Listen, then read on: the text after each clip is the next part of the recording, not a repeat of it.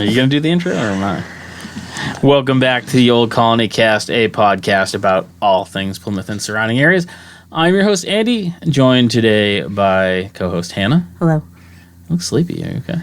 I know, I'm getting there. Yeah? The long stretches we're doing. Yeah. Like, we're trying to build up a little bit of a backlog.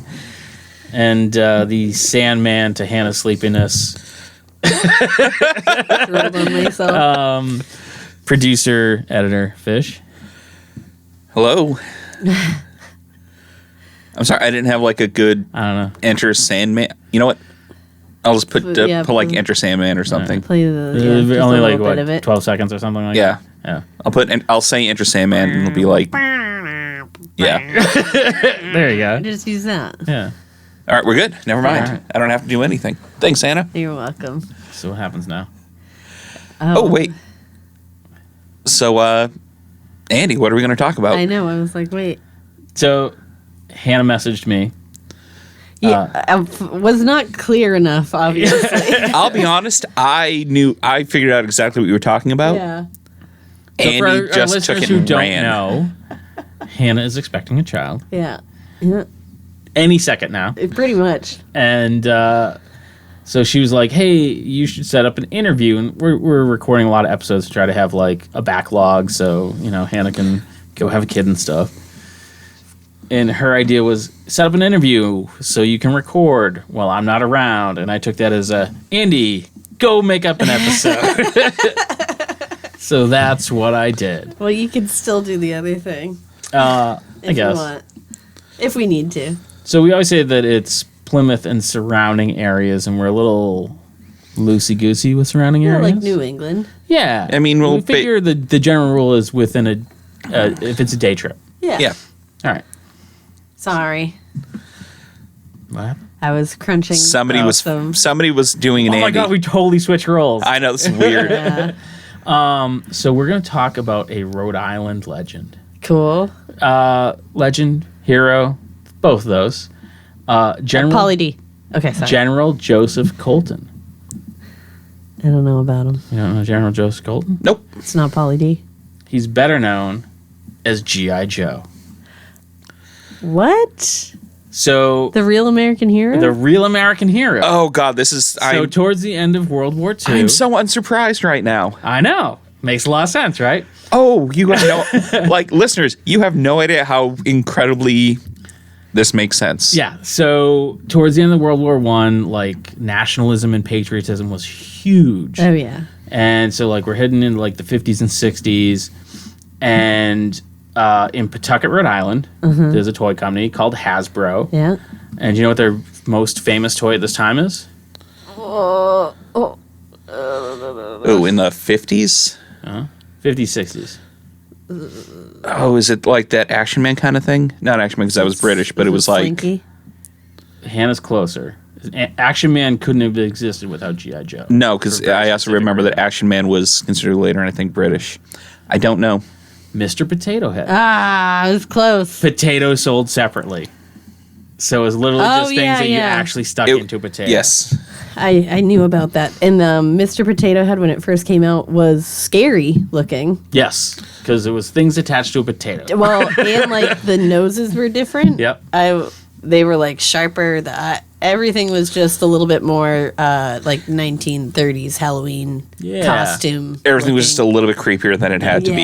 Yeah, exactly. It's like it had eyes, and if you left it around, it grew more. But that's not what we're about.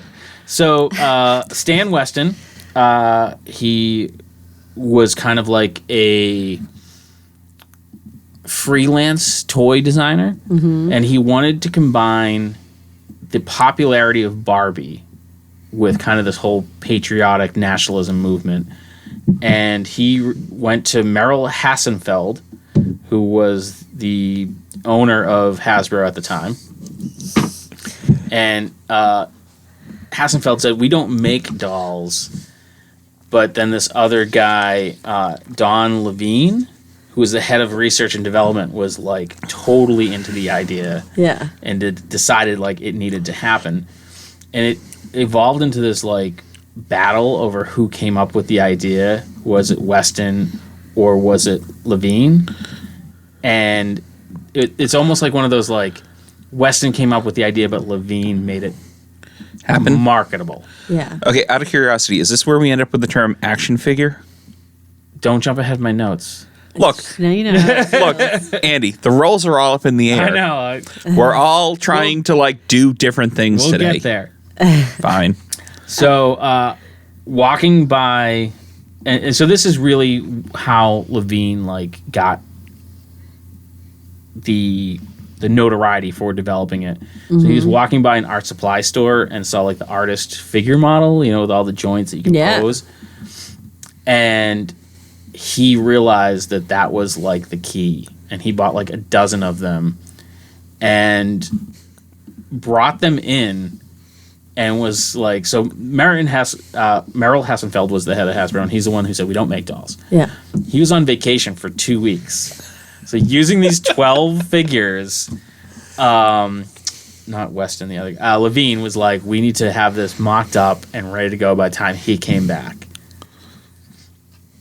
So when he came back, they had like 12 examples of these not dolls, artist model figure things that looked all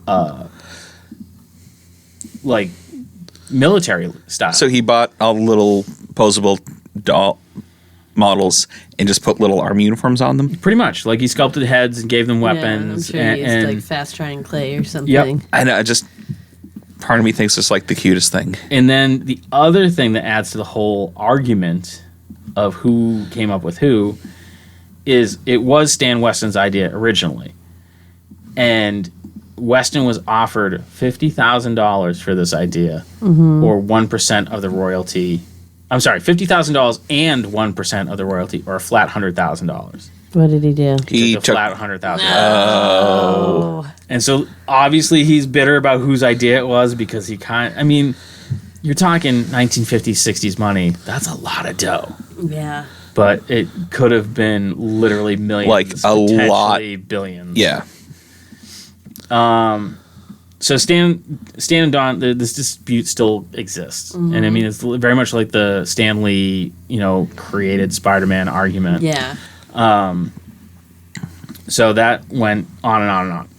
So now we're up to like 1963, and they're getting ready to release the dolls. They are so close to the artist figure itself that they are concerned that people are just going to knock these off because they're like, Yeah. we made these, but they're so close to that artist model That they're real easy to copy. you can't really copyright the artist figure thing because it's just a thing. And it's also not your design, so it makes it real chancy. So they created 4 different figures, one for each of the armed forces: Army, Navy, Air Force, and Marines. Sorry, Coast Guard. I was just about to say Space Force also. Well, Space Force didn't exist then. I know, but I wonder if there's a Space Force G.I. Joe now. I don't. That's an excellent question because that's so new.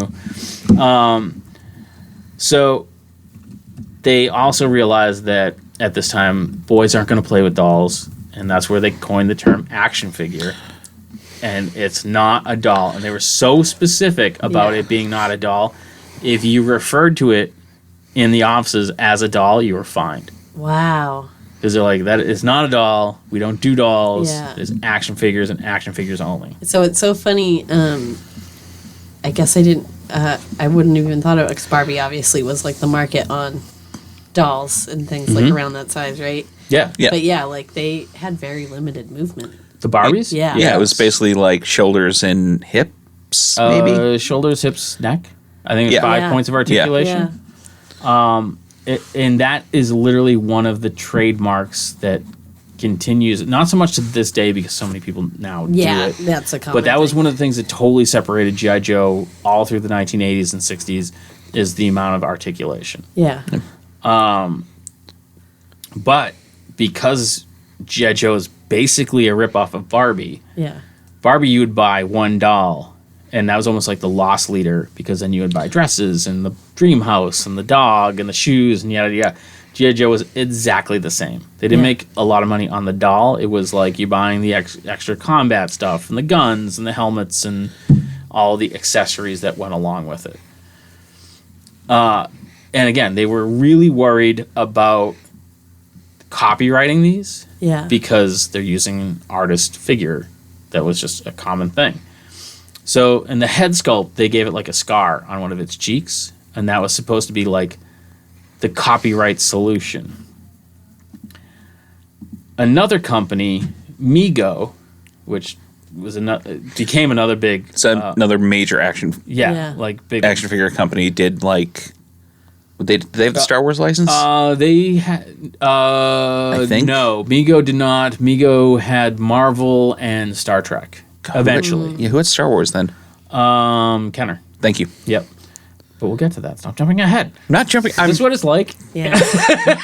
Now you know. So Mego immediately bought one of the figures and started knocking them off Yeah. and just resculpting the head because they're like, scar, not a big deal, easy to work around. But because one of the original artists that created the prototype figure for Hasbro made a mistake, and on, I think it's the left hand, the left thumbnail is on the inside of the thumb instead of the outside. And because of that, and for whatever reason Mego didn't pick up on it, Hasbro was able to shut down Mego's, I don't have what their military line was called, because they had that exact same flaw. So it's almost like, I've heard it's like some dictionaries putting in like a fake word. So Yeah. if someone like plagiarized their whole dictionary, and you can be like, nope, you have You have the fake Farfel word Snaggle there. in, so you're obviously copied us. So that was how they, between the scar and the upside down thumbnail, they were able to copyright it and beat the competition. yeah. About the same time, and this was interesting because the sources I found on this next bit didn't like vaguely mentioned it, but in the toy collector world, it's like a big thing. So in 1967, they released G.I. Nurse. G.I. Nurse was such a flop that Hasbro ended up buying back the majority of them, and they were destroyed, which inadvertently made them like one of the most collectible action figures today. This was a girl. Yeah, it was just Yeah. a female nurse, military nurse. Yeah. Because, I don't know, G.I. Joe needs something to do on shore leave. I don't really... A question. Yeah. What did Ken or G.I. Joe come first? I believe Ken came first. Okay. Just curious. Yeah.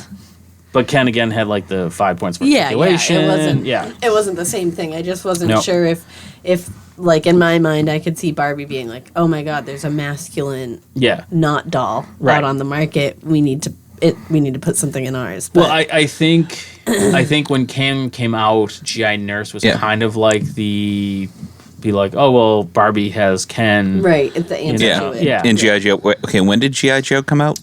The year? 63? Okay, yeah. Ken debuted in 61. Oh wow. Yeah. Okay. Yeah. Honestly, closer than I thought it would be. A little bit, yeah. Yeah. But Barbie was like in the 50s. I know. Barbie's big time. So now, getting late 60s, early 70s, Vietnam happens. And now that whole nationalism, patriotism, totally different. And the sales of G.I. Joes just like crater. Like Yeah. no one's buying their kids G.I. Joes. Yeah, no one agreed with the war. So. Yeah. No. So they had to distance themselves from the military. So they came up with Adventures of G.I. Joe or the Adventure Team. Yeah. And this is when it's that same 12-inch scale action figure, the same articulation, the same upside-down thumbnail, the same scar, but it was like G.I. Joe on safari, and G.I. Joe's an astronaut, and he's a Tomb Raider, and like anything that adventure-y that is not military at all. right. The big advance at this time was they gave him, air quotes, life-like hair. So it's like this like very short, bristly, kind of flocked on hair, and beards, because, you know, that's... And they did... Because if you're putting it on the head, you can just kind of keep going. Yeah. Yeah. Yeah. And I mean, that's the Deep Divers. They had a giant Arms. octopus set, and it's about... What was that? Arms. He just has like hair. Hairy arms? No, it was just his head and his beard. But it was also around this time that one of the things that are most related to G.I. Joe was like came to be, and that is is it the Kung Fu grip? it is the Kung Fu grip. Do you know what Kung Fu grip is? Yeah. So it's basically a position which G.I. Joe can hold things, but when he's not holding things, it looks like he's doing karate. Yeah. Okay, listeners, you couldn't see this, but I did my karate. Andy Yeah. did do his. I have a black belt in Kung Fu grip. Yeah. All right. Andy has a black belt holding up his pants. I mean, that's about it. Yeah, I do.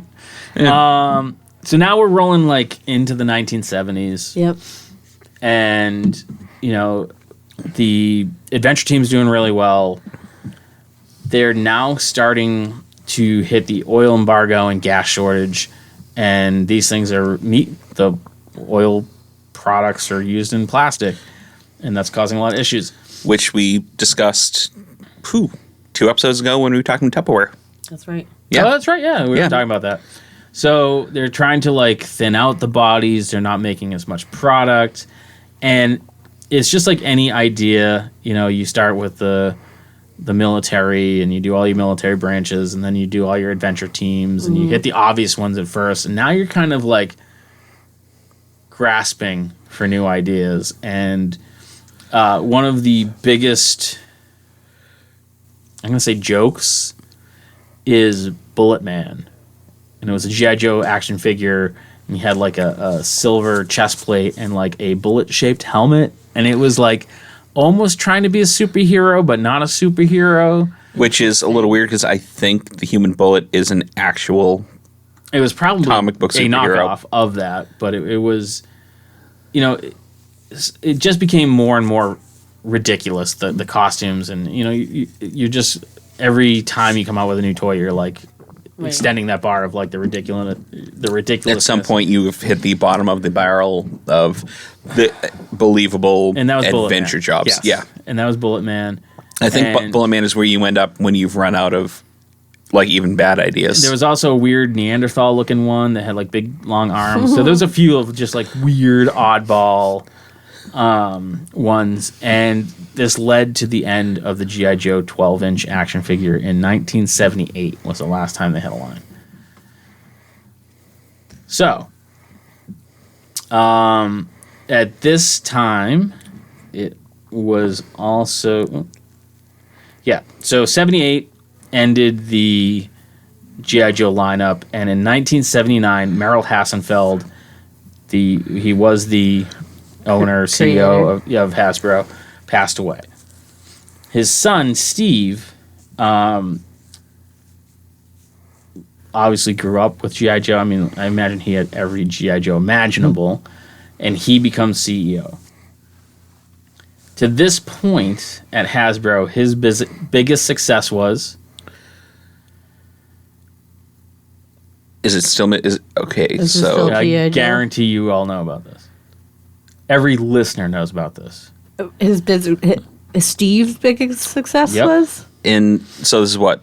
Still late 70s? This is late 70s. Oh, Play-Doh. No.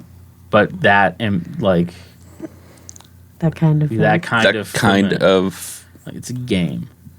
Yeah. Oh God. Is it like Monopoly? No, Monopoly's The too old. Monopoly's Sorry's the too 1930s, old.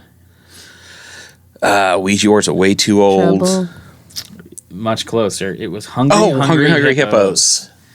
So he... Wait, Hannah knows what Hungry Hippos is, right? Everybody Yeah. knows what Okay, Hungry just Hippos is. that panic moment of. And this Hannah isn't not- like a Stratego thing. Everybody knows what Hungry Yeah. Okay, listeners. I was convinced everyone knew what Stratego. Yeah, I was wrong. Andy did not realize that people knowing about Stratego ended in like 1986, It's not true. It's more like the 90s. Anyway, 87. so Steve Hassenfeld takes over as the CEO. And now it's 1979, and this is a huge time in male toy era, because 1979 is the dawn of the Star Wars figure. Right. Star Wars figures were insanely popular because at that point, everything was, I don't want to use a D word, but they were 12-inch action figures. Star Wars brought them down to a 3 3/4 inch, Right. which meant they were smaller. which meant Yeah. you could make larger scale vehicles that action figure went into. Right. Yeah. So all of a sudden you've got like I'm going to say reasonably sized. You can buy an X-wing for Yep. Luke. Yeah. Yeah. Yeah. So at this time, Bob Prupus, Senior VP of Boys Toys, and Ron Rudat, who was a Hasbro designer. Okay, just before I cut it, his title was literally VP of Boy Toys. Yes, Boys Toys. Okay. Sorry, it's just No, that's fine. so weird. That's a really unfortunate Probably on job. his business card. It's a really unfortunate job title. I'd rather have Senior VP of Boy Toys than just Boy Toy on my business card. Yeah. Depends on what dress for the job you're going for. All right. So they got together and decided that they wanted to bring back the G.I. Joe line and that they wanted it to be a competitor with Star Wars. So in a weirdly interesting turn of events, they went out to mock up the prototypes and went out and bought Mego action figures and mocked up new G.I. Joes using the Mego action figures. So Steve Hassenfeld, I always screw that up, they pitched the idea to, and again, he grew up on G.I. Joe, and he said no. And he said, no, but I'm giving you 2 weeks, which is weirdly the same amount of time when his father was on vacation, to come up with a hook. I bet he knew that though. It's possible. Like that seems like one of those They said that was really his way of working, was that he wouldn't just tell you no, Yeah. but would Yeah. tell you no and then be like, go. This is why I don't like it. Come back and work on it. Yeah. Good management. Yeah. So he said no. He said, "Come. I'm giving you 2 weeks and come back with a hook." So the interesting thing about this time was there was a law about commercials for toys. Yo, I know this. Yeah, this is. Do you? Dude, I grew up on Transformers. And what was the law? Can't remember the name of the law, but it was the. Basically, they weren't allowed to make TV shows that would market toys to kids. Sort of. In that vein. The actual law said that the commercial could not have more than, I think, 15 seconds of animation for the toy. Mm-hmm. And they're like, well, I mean, we're trying to sell this toy and blah, blah, blah. But they also realized that that was a very specific rule for toys. Mm-hmm. There's no rules for comic books. So they reach out to Marvel and say to Marvel, like, hey, we're going to create a line of toys to go along with this comic book that you're not making. We're going to run ads for this comic book that you're not making. All you have to do is make this comic book, and we're going to do all the legwork. Mm-hmm. So Marvel's like, I mean, why would we not? Oh, they could only have 7 seconds. Okay. I have that there. Sorry. So basically, they're going to advertise Marvel's comic book that doesn't exist yet on TV in hopes that kids are going to buy the comic book and then buy the toys for the comic book. And this will set up the stage for the cartoon. So this is what they pitched to Steve Hassenfeld, and they said, Marvel is already involved. And Steve Hassenfeld basically, from that meeting, was like, oh, I'm going to go talk to my dad. And went to his dad's gravestone and was like, Oh, I was like, wait. yeah. What? Yeah. But he was like, I'm bringing G.I. Joe back. Yeah.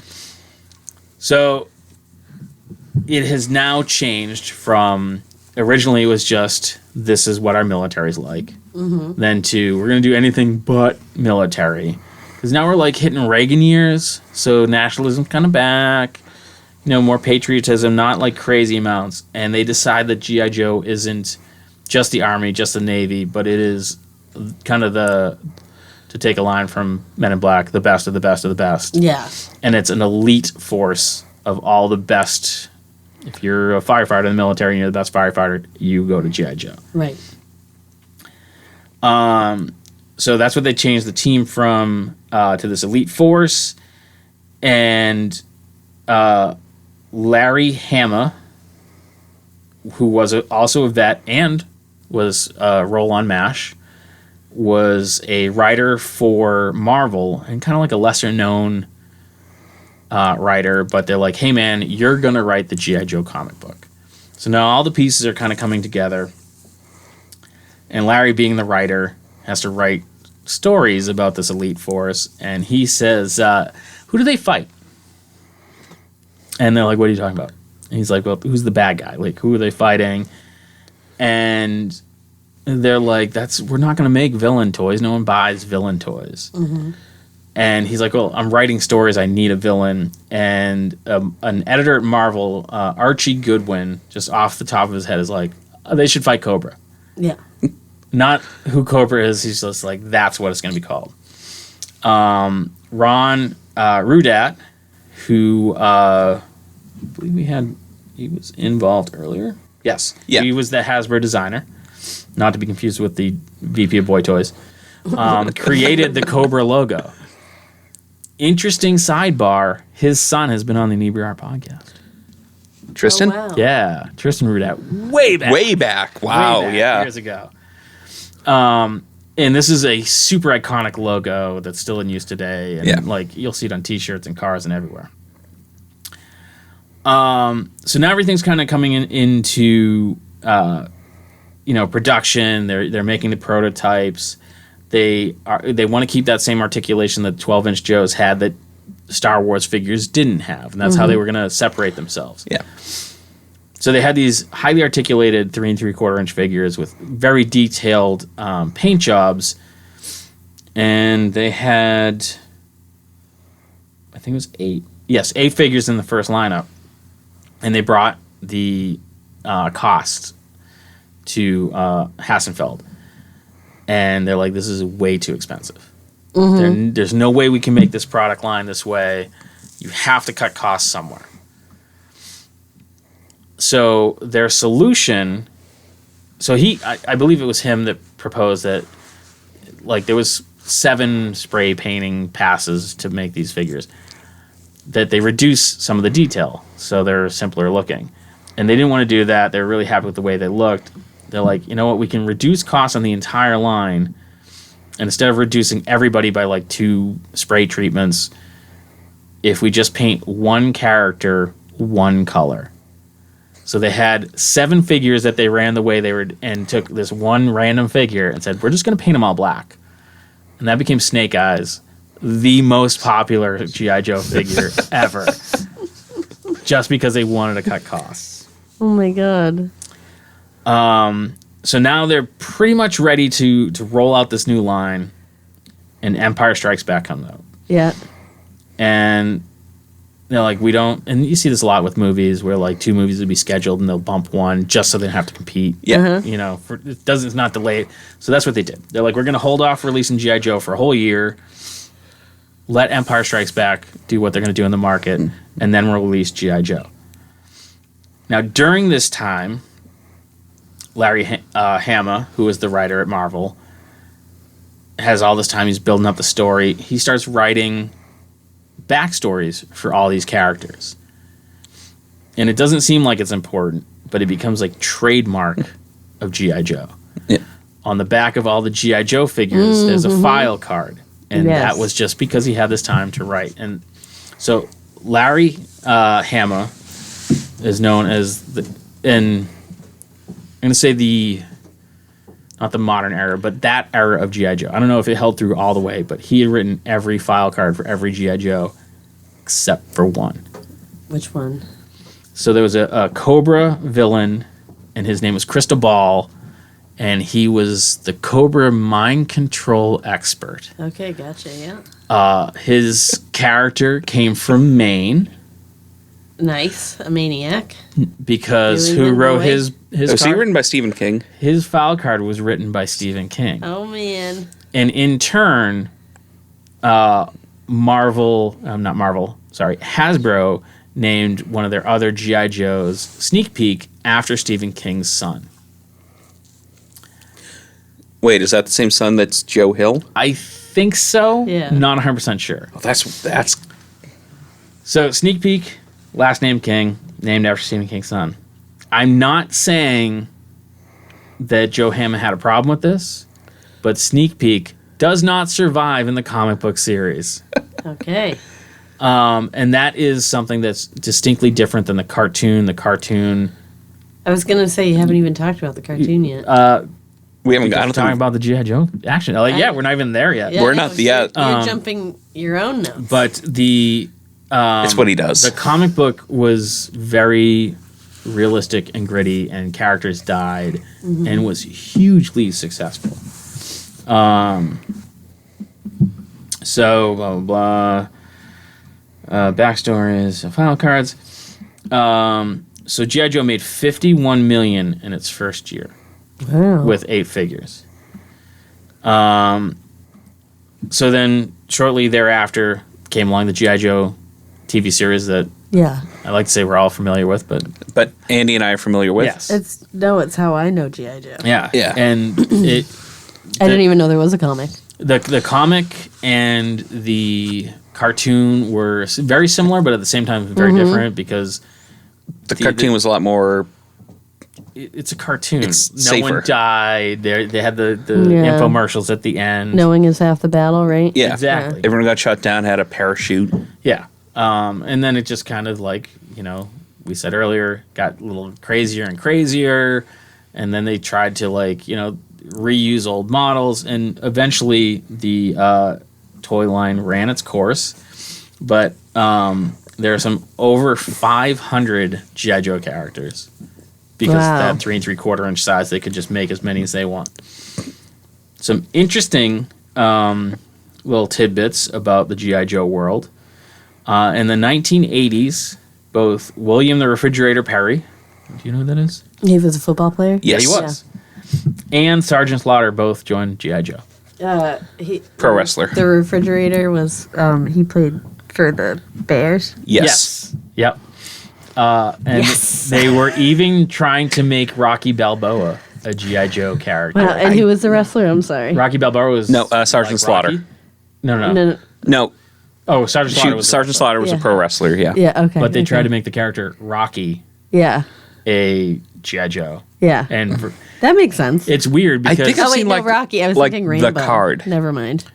Or like a sketch of the card. They did like a series of comics, like they basically put out a series of comics that were all the file cards in a comic, yeah. and Rocky is included there. But then in the following issue, it was put in as a retraction. So I'm not sure how Like they didn't get the somehow the Stallone rights didn't give fell them the through. rights. In 1989, Steve Hassenfeld passed away. Hasbro ended up buying Kenner, who was the maker of the Star Wars toys. And weirdly, at this point, because they bought Star Wars and Hassenfeld had passed away, the whole focus shift on to Star Wars. And the G.I. Joe line creators kept getting cut back and cut back and cut back, which then led them to recycling old models and just trying to keep the line alive. And they went through some really weird eco warriors and space aliens and kind of the same thing that happened to the 12-inch line. And in 1994, the comic and the whole what they called the Real American Hero line was canceled. And I don't want to say that's the end of G.I. Joe because they tried to bring him back several times, like G.I. Joe Extreme and G.I. Joe this, that, and the other thing. They had some live action movies. But since then, nothing has caught on like the 12-inch figures in the 50s, 60s and the Real American Hero line in the 1980s.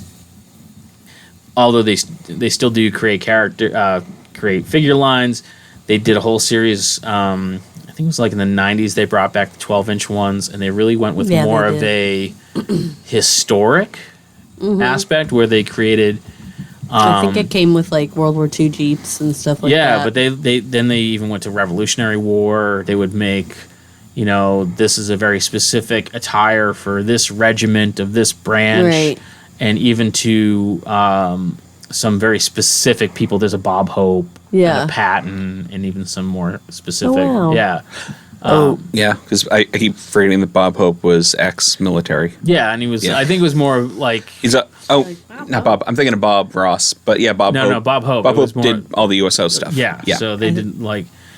Armstrong. Armstrong. Bob Ross served in the military also. Yeah, did. I believe the Air Yeah. Force. Yeah. Yeah. Just so we can thank him for his service. And one more of the little interesting tidbits is in 1985 they released the USS Flag, which to this day is one of the largest, if not the largest, toy that was ever produced. It was 7-foot 6-inch aircraft carrier that you could land your GI Joe airplanes on. I wanted one so badly. Oh wow! My parents would not get me one. So it was probably prohibitively expensive. It was $110 at retail, Oh wow! which in today's 1985. money is $300. Yeah. That's crazy. Yeah, it's pretty expensive. I ended up with 2 when I had my comic book shop. Yeah. Because, I'm a giant child. And it's really one of the cool, it was an aircraft carrier that you Yeah. could put your GI Joes on. And it Yeah. had exactly what you'd want. What Yeah. How long did the show run for? That's an excellent question. I want to say 4 seasons. Which I never really watched the show because it was before my time, but that's definitely how I know it. Alrighty. And I just remember the guy from Cobra. 85 episodes. So it ran from 1983 to 86. Yeah, So big- 3 years.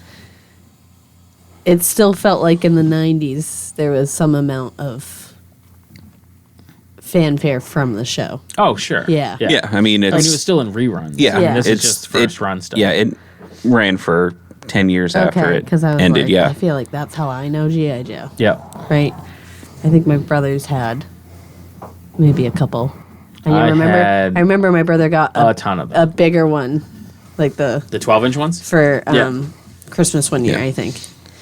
And then most of them were the smaller ones. The little 3.5. Yeah, that had came in planes and Planes, and I was obsessed. all I that had stuff. I was never a G.I. Joe kid growing up. G.I. Joe all the way. I don't think I was either. Oh, and the other thing that Yeah. I totally missed in my notes, because I meant to go back to it, because I didn't want to lead off with it. But the name G.I. Joe, so they were developing this line of toys back in the 50s or 60s. And one day one of the developers was at home and he's watching an old black and white war movie from 1945 called The Story of G.I. Joe. And he's like, yeah, that's good enough. I like it. Yeah, so that's where the name came from. I'm not sure at what point someone decided in the story that G.I. Joe needed to be a specific person, Yeah. and that's where General Joseph Colton came from. Gotcha. And I remember late mid 90s, I think he started coming out as an action figure, because they did a lot of, they did such a great marketing job. So you had flag points on the back of the action figures and on the vehicles. So you had to cut out and collect the flag points, and then you could send away for different things. Oh, okay, that wasn't regularly available. And I think the General Joseph Colton figure was one of those that I'm sure later became a regular release, but was played in the movies by Bruce Willis. In the G.I. Joe movie? Yeah, in the Yeah. G.I. Joe movies. Which I That came out It was the second live action G.I. Yeah. Joe movie. I didn't even know there was more than the one that is kind of recent. Yeah, Yeah, there was they're the not- one where Joseph Gordon-Levitt is Cobra Commander, Yeah. and then they did I think that was the Rise of Cobra. Yeah. And they did another one. I think it was called Retaliation. yeah. Oh wow. We saw that one. I've seen I both think. of them. No, but I think we went to the theaters to see the second one. Oh, maybe. Yeah, which Yeah. it's not great. Yeah. I mean, it was fine. Christopher Eccleston was Destro. Yes. I do love me some Chris Eccleston. I love Joseph Gordon-Levitt. It's my number one celebrity crush. Yeah, Yeah. I could see that. But in this Yeah. movie, he was pretty much just wearing a mask and stuff. Since Yeah. but since I was very little too. Well, 'cause because he's- he was Third Rock from the Sun. Yeah. no, Angels in the Outfield. Oh, yeah. Oh, sure. Yeah. Even before Third Rock. I've been there since the beginning. All right, all right. I do love that movie. Yeah. But yeah, there's a lot of famous people obviously involved in those. In towards the end, if not after the TV show, they put out like a quote unquote movie. It was just basically a long episode. And Don Johnson played one of the voices. So, I mean, Yeah, everyone knows who Oh, yeah. Joe is. Yeah. Yeah. Household name. Yep. One of my favorite things Yeah? ever. Well, I mean, had no idea that was from Rhode Island. Oh, yeah. Yeah. Yeah. That's pretty cool. And it's just so weird. Like, as I was going through this, when I came across that guy's name, I forget because I'm really terrible at names. Ron Rudat. Yeah. When I came across him, I'm like, oh my God, that's right. Tristan was on our show and mentioned that his dad came up with the logo. That's so For funny. yeah. Yeah. So, Very cool. how'd I do, Hannah? You did great. Thanks, man. Yeah. I did great, Fish. I was very excited researching Yeah, this. that, Yeah. was, that was a lot. This is so like in your wheelhouse that it's a little scary. It Yeah. makes sense. Yeah. But yeah, it was just it's nice to see like their Hasbro's first run at the toy to comic to cartoon. I know. What growth, huh? Well, the thing is, they did it twice Yeah. because it's just literally the exact same thing they did with Transformers in the 80s, like a couple years later. Yeah. But I mean, and that kind of became the loophole for advertising toys. Right. Yeah. Was to make a comic book and or cartoon about it. Right. And the He-Man is a great version of that because like this was very much in, Hasbro owned all the licensing and worked with Marvel. But the interesting thing about He-Man is like the toy came first and then the cartoon. Yeah. So usually as long as the cartoon is popular, they keep creating the toys, but He-Man's backwards. So if the toy's not selling well, they cancel the cartoon. Yeah. Interesting. Yeah. Yeah, it's pretty cool. Didn't know I was going to learn about G.I. Joe today. Yeah. Yeah. I didn't know I was going to learn about Tupperware from 3 episodes ago. Okay, so I guess this is the part where we stop talking. And thanks for checking out the show today, listeners. If you enjoyed the content today, you can go over to patreon.com/Inebri-art to support the show. You can join over there for just a few dollars a month and help us provide this fun content that you just checked out. You can also email us at Inebri-art.com with your questions, complaints, and concerns, or you can find us on all social medias at Inebri-art or at Inebri-art6 on Instagram. And also don't forget to check out our other shows, Bar Talk Podcast, Old Colony Cast, Inebri-art, and all the other shows on the Inebri-art Network, which you can find at Inebri-art.com. So thanks again for listening.